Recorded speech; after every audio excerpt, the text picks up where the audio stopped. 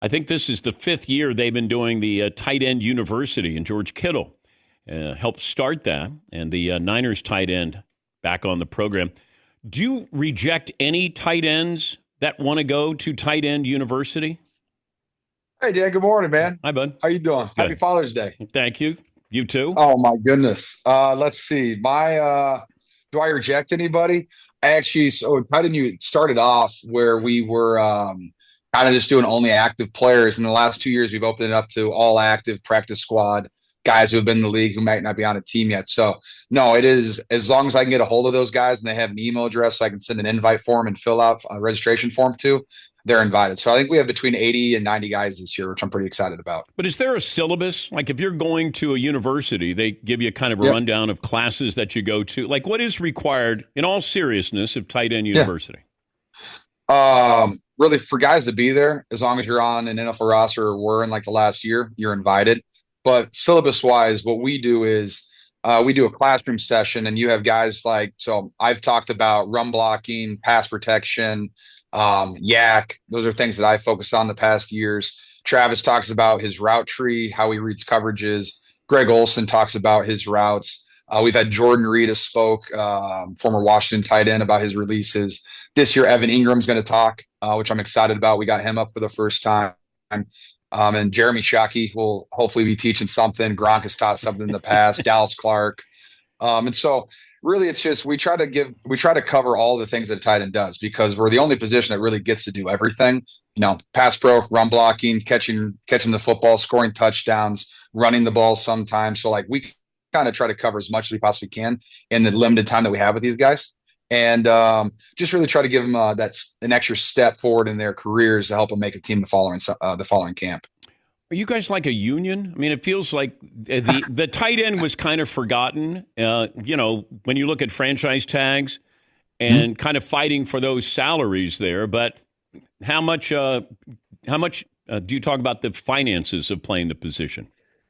You know what? We do that every once in a while. We do talk about things other than just football. Like we had some financial advisors come in one year and talk about that. We had some venture guys come in and talk about investments. And so that is something. But what we do, like the only way for the tight end market to continue to grow is if everybody's getting paid. That's the only way to do it. Like you can't just have one guy do it and then it just sits for 3 or 4 years because then you're stuck and it's stagnant. No one's getting paid. So we want everybody, like I want everybody to have great seasons. I want everybody to have great games, just not against the 49ers. But throughout the rest of the season, they can play as well as they want to because I want guys to get paid to keep bumping up that market. So by the time that, Brock Bowers is doing his contract in 3 years, he's going for over 20 million, which he will. And that's just the whole point. When tight end you first started, I think the top of the market was 15, and now we're almost at 20. So like we're continually growing it. And as a tight end and as a position who does everything, yeah, I think we should be making more money, but we're working on it. I go back to Jimmy Graham. Mm. Jimmy Graham didn't want to be paid as a tight end, and I don't know what that did to the salary structure, but I know he was very vocal at the time that, hey, I do what wide receivers do as well as play tight end. Did that change the salary structure? I think it was the step in the right direction because I think they still paid him like a tight end, but like just getting that idea out there, it kind of made everybody else kind of think about it and be like, yeah, you know what? You're right. Hey, how come I have 80 catches and 1,100 yards and 10 touchdowns? And, Travis Kelce was making like $8 million and a wide receiver is making 18 to 20 at the time.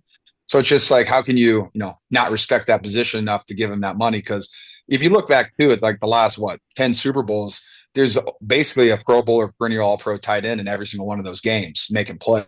And so the teams that have great tight ends usually win the most football games, in my opinion. So just keep emphasizing those tight ends and keep paying them a lot of money. George Kittle, on behalf of Tight End University and presented by Bud Light, fifth year that they've had this in Nashville. How much do you joke with Brock Purdy now on how much he's making? Oh my goodness, it's so nice. He can pay for our Halloween party now, Dan. I'm so excited about it. That's been on, Jimmy G used to pay for it. That's what the quarterback does. And then wait, what's the Halloween party? Like what does that encompass?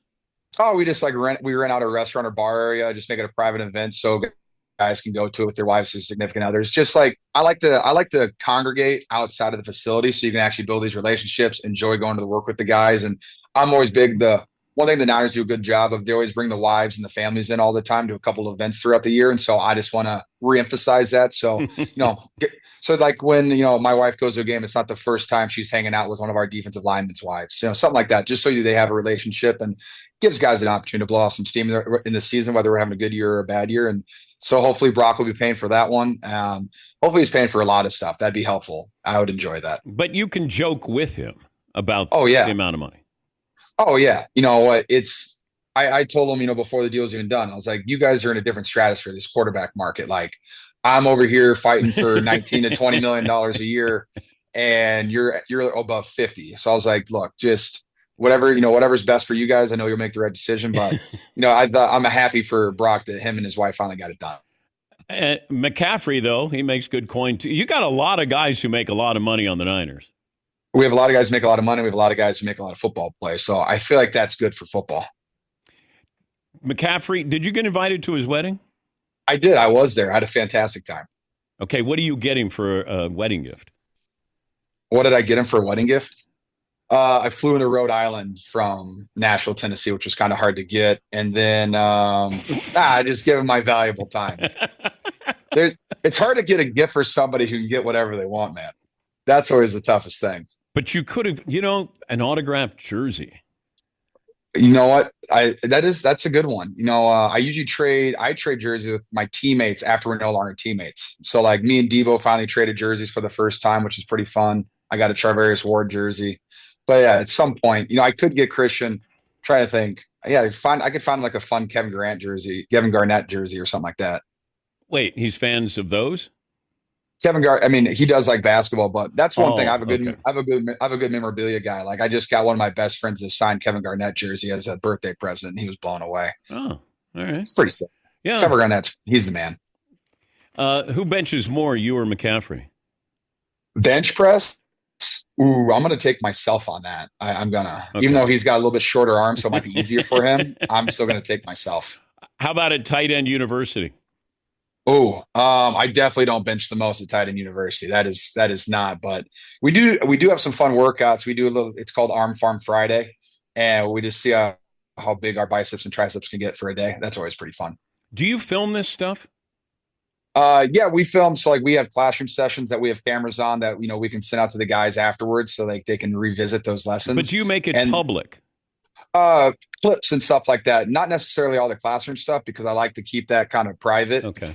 For the guys to learn. All the on the field stuff though, that's recorded. We push that out as much as we possibly can.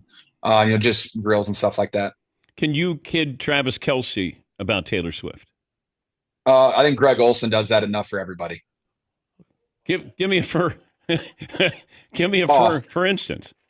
Well, first off, we just call Greg Olsen Dad 24/7. That's what me and Travis call him because you should see the way he coaches on the field. It's like he's coaching Pop Warner football. It's fantastic. But he likes to give everybody some crap every once in a while. Whether it's Travis and his relationship with Taylor, it's all good-hearted though because we all love Travis. I mean, Travis has done so much for tight end. He's done so much for the tight end position. And, when you're as awesome of a guy that he is, it's really fun just to, bust his balls once in a while. I know you want to mention your sponsors there. We do this every year. So can you see them all? I can see them. I brought my Gatorade water with me as well. You got Bud Light, you got Dude Wipes, you got we have Bud Light, Gatorade, Dude Wipes, Old Spice, New Era. We got all these. We have a bunch of new sponsors in, which we're really excited about. We raise all this money.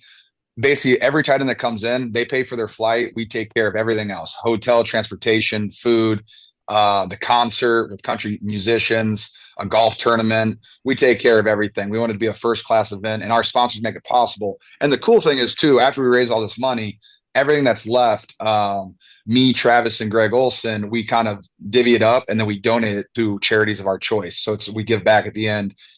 So basically raising a bunch of money. Like I always donate my money to the Iowa Children's Hospital, some close to my heart because I went to college there. Travis has his foundation. Greg has his foundation. And so that's really the fun part about it too. Great to talk to you again. Hopefully we'll talk to you during the season. Thank you. Yeah. You know what, Dan? It's always great talking to you, man. That's George Kittle. He's the Niners tight end.